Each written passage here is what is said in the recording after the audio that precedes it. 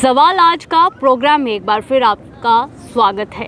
आज फिर एक बार एक सवाल के साथ हम जनता के बीच जाएंगे और सवाल उनके समक्ष रखेंगे। तो आज का सवाल हमारा ये रहेगा कि क्या जम्मू कश्मीर में जो व्यवस्थाएं इस समय चल रही हैं, जो एक स्मार्ट सिटी के स्लोगन के साथ, क्या वो बदलाव बेहतर है, क्या वो व्यवस्थाएं बेहतर हैं? तो चलिए जनता से ही जानते हैं जनता की क्या राय है, जनता का क्या कहना है। चलते हैं। जी मैम, आपका नाम? मेरा नाम रंजना गंडोत्रा है। मैम, जिस तरह से जम्मू कश्मीर में इस समय जो व्यवस्थाएं चल रही हैं, क्या आप उन व्यवस्थाओं से खुश हैं?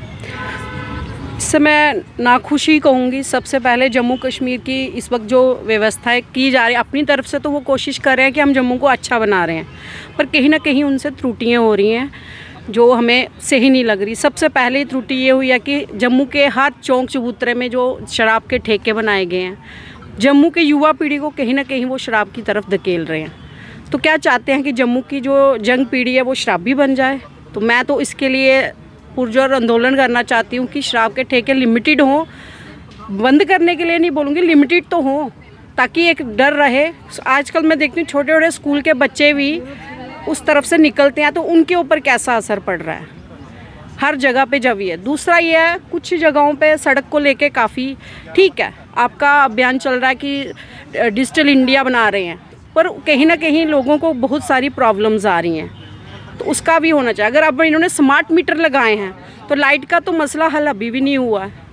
स्मार्ट मीटर, इनको मीटर के बिजली के बिल इतने इतने बड़े आने देने हैं, तो इसका पूर्ति भी तो करनी चाहिए। लोगों की इतनी मुश्किलें आ रही हैं, लाइट का जो कट्स हो रहे हैं, तो मैं कहूँगी ठीक है, अगर अच्छा जम्मू बना रहे हैं, सुविधाएं दे रहे हैं, तो उनको प्रॉपर केयर भी तो करें उन सुविधाओं की। देखें भी तो कि या लोगों को तक वो सुविधाएं सही ढंग से पहुंच भी रही हैं कि नहीं पहुंच रही।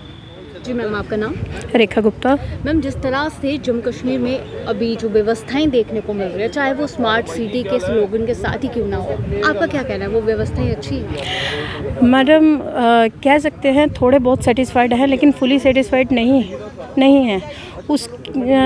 हमारे जम्मू में और भी बहुत में भी गवर्नमेंट के लिए बहुत छोटे छोटे मुद्दे हैं, लेकिन हम मध्यम वर्ग के लिए ये बहुत बड़े मुद्दे हैं।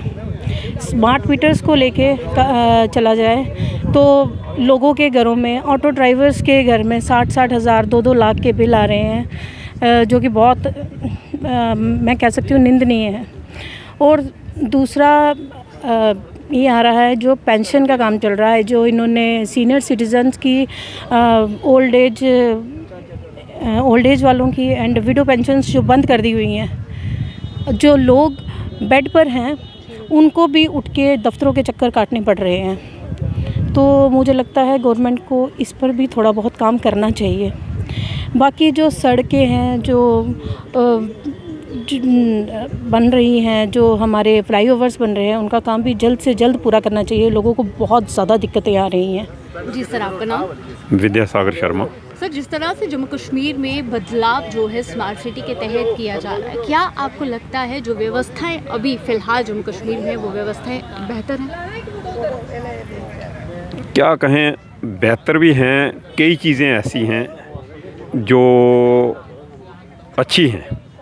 उनका जो मेन जो अंदर से जो उनका एम है, जो मकसद है, वो बिल्कुल सही है, लेकिन जो ज़मीन पर जो सही तरीके से जो है वो हो जाए, लागू हो जाए, तब जाके अच्छा बनेगा। क्या आपको लग रहा है कि कौन सी चीज़ ऐसी है? कौन सी? इतनी चीज़ें हैं ना, मैं गिना दूंगा आपको। यहाँ से शुरू करते हैं कि नाम रख दिया स्मार्ट सिटी, ठीक है। खाली नाम लिख देने से और कुछ जगह जगह साइकिलें 4-4 टंग देने से स्मार्ट सिटी नहीं बनती, ठीक है। स्मार्ट सिटी के लिए पूरी व्यवस्थाएं रखें, पूरा सिस्टम हो। ये जो साइकिलें इन्होंने हर कोने पर लगाई हुई हैं, देखी होंगी आपने भी कहीं कहीं, उसका क्या मकसद है किसी को पता है?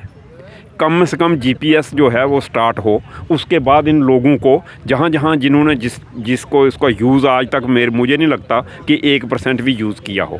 जहाँ तक सवाल दूसरी बात का ट्रांसपोर्टेशन का, ठीक है, स्मार्ट सिटी अगर ले रहे हैं तो हमारी ट्रांसपोर्ट सिस्टम इतना अच्छा होना चाहिए। सेंटर से गाड़ियाँ आई, जो इन्होंने गाड़ियाँ लाई हैं तो जो अच्छी हैं, प्रदूषण रहित हैं, उनको चलाने के लिए उनके ऊपर लोगों का अभी तक रुझान क्यों नहीं बन रहा, क्योंकि जो उसमें उनके संचालक हैं, जो चलाने वाले हैं, उनका और पब्लिक का तालमेल नहीं है। ठीक है, या तो कोई ऐसा बीच में मीडिया बने जिससे ये पूरा हो, ताकि सब लोगों का रुझान हो जाए कि ये जो चीज़ सुविधा जो हमें मिली है इसका भी हम सही उपयोग करें जी। ठीक है। 100 गाड़ियाँ इन्होंने भेज दी, तो 100 गाड़ियों से थोड़ा पूरा इतना बड़ा जम्मू शहर है, कम से कम भी इसमें इतनी गाड़ियाँ हों। आहिस्ता आहिस्ता चलो मरहला वाइज रखो, लेकिन इसको थोड़ा कामयाब करने की कोशिश करो। रहा सवाल, कई लोग इसमें कई बातें हो जाती हैं।